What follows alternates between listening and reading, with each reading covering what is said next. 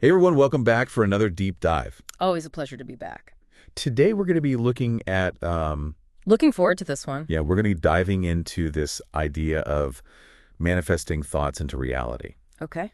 And we're going to be taking a look at an episode from the Vice to Verse podcast. Okay, familiar with them. Yeah, so for those who haven't heard of it, Vice to Verse, it's a podcast Yeah, it's a good one. that really focuses on helping people kind of unlock their spiritual potential Mm-hmm. and live more abundant lives. By applying biblical wisdom. Right. So in this particular episode, they do a really interesting breakdown of Proverbs 16.3, Okay. Yeah. and we're going to be kind of unpacking their interpretation of that proverb. Right. So Proverbs 16.3. Yeah. Most people, if you're familiar with the Bible, you know the traditional interpretation. Right. Commit thy works unto the Lord, and thy thoughts shall be established. Yeah. Essentially, like trust in God, and things will work out right. Yeah, that's how most people interpret it. Surrender to God's plan. Exactly. But Voice to Verse, they go a little deeper. Okay. They do this like word-by-word analysis. Right. And they kind of pull out this whole other layer of meaning about manifesting thoughts into reality. Okay, so they're looking at it from almost like a law of attraction perspective or a manifestation perspective. Yeah, it's almost like they're saying that, you have more power to kind of shape your reality than you might think just from that traditional interpretation. Okay, I'm curious to hear how they break it down. Yeah, so like one of the first things they do is they break down the word commit, Commit. Okay. and they split it up into like com, meaning with, and mit, meaning thread. Okay. And they use that to suggest that like our thoughts are like threads that we weave together with God or with a higher power. Yeah, right? interesting. So it's not just about giving everything up to God, but rather working with God or working alongside God. Yeah, yeah. Yeah, Like using those threads. it's like we have this active role in the process. Right. Our thoughts are like the raw materials. Okay. And then through our connection with the divine, we can actually create something tangible in the world. So they're emphasizing a partnership, it sounds like, between us and the divine, Exactly. rather than just a one-way street of surrender. And then they take it even further, Uh-huh. and they start talking about the concept of Jehovah Jireh, Jehovah Jireh. which means Jehovah will provide. Right. Right. Yeah. And so they connect that to this idea of manifestation. Okay, so how do they make that connection? Well, they kind of present it like God is providing the resources, but we are the weavers. Okay. Like God provides the abundance, but we decide what we want to create with it. So we're given the clay, but we get to mold it. Exactly. Exactly.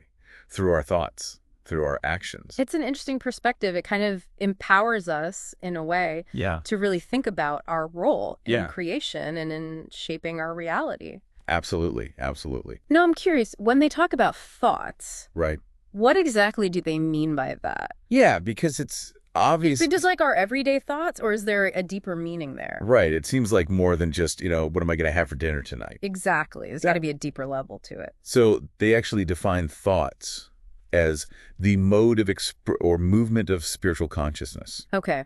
So there's that spiritual element again. Right. So it's like they're saying our minds are this like incredible energy source. Okay. And our thoughts are like these currents within that energy. Interesting. So it's not just like, So it's almost like our thoughts have a vibratory frequency to them. yes, exactly. And that frequency can interact with the spiritual realm. Yes. And it's like it's the spiritual essence within us that's trying to express itself. Okay. And it's seeking to manifest in the physical world. So it's almost like our thoughts are a bridge between the spiritual and the physical. Yeah. Yeah, exactly. They're the conduit through which the spiritual can become tangible.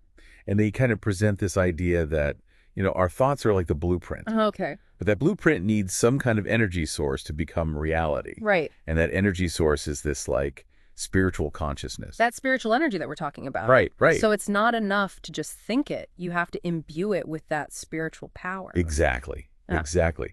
And so to take it even a step further, Vice to Verse looks at the word established Gotcha. in that proverb. Okay. And they connect it to a Hebrew word, kun or chun, Okay. which means to create or to give physical form to. So they're emphasizing the act of bringing something into being, Yes. making it tangible. So essentially, their whole interpretation of this proverb is saying that when you align your spiritual consciousness with God's provision, Okay. you give your thoughts the power to manifest in the real world. Wow, that's pretty powerful. Right. It's like this whole different way of looking at it. So it's not just about letting go and letting God, but Mhm. rather partnering with God, Right. tapping into that spiritual energy, Yeah, and using our thoughts as a blueprint to shape our reality. exactly. Now, the question that kind of comes up for me is like, Yeah, okay, so if I want something in my life, right.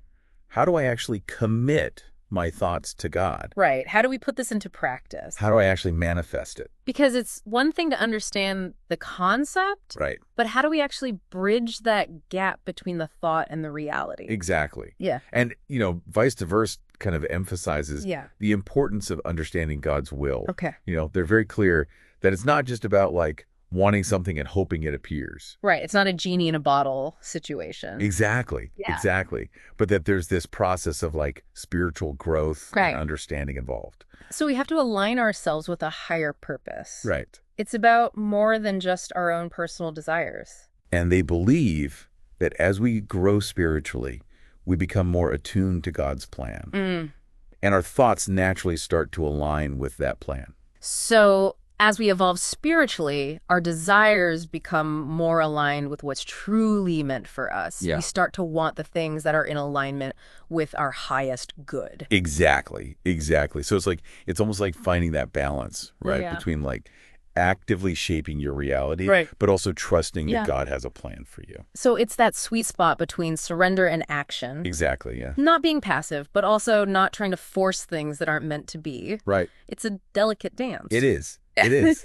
And it's interesting because we have these two like seemingly contrasting interpretations, right? Yeah. We have the traditional interpretation of Proverbs 16.3, which is like surrender, trust in God. Let go, let God. Yeah, let go, let God. Surrender to the divine plan. And then we have this vice versa interpretation, which is a lot more like Active. active. Yeah. Participatory. We have a role to play in shaping our reality. We're co-creators with the divine. Exactly. Exactly. But maybe they're not so different after all. Right. Maybe it's really about finding that sweet spot where trust and action kind of meet. Where surrender and manifestation work together. Yeah. That's a powerful idea. It's a lot to consider. This deep dive, it really gets you thinking.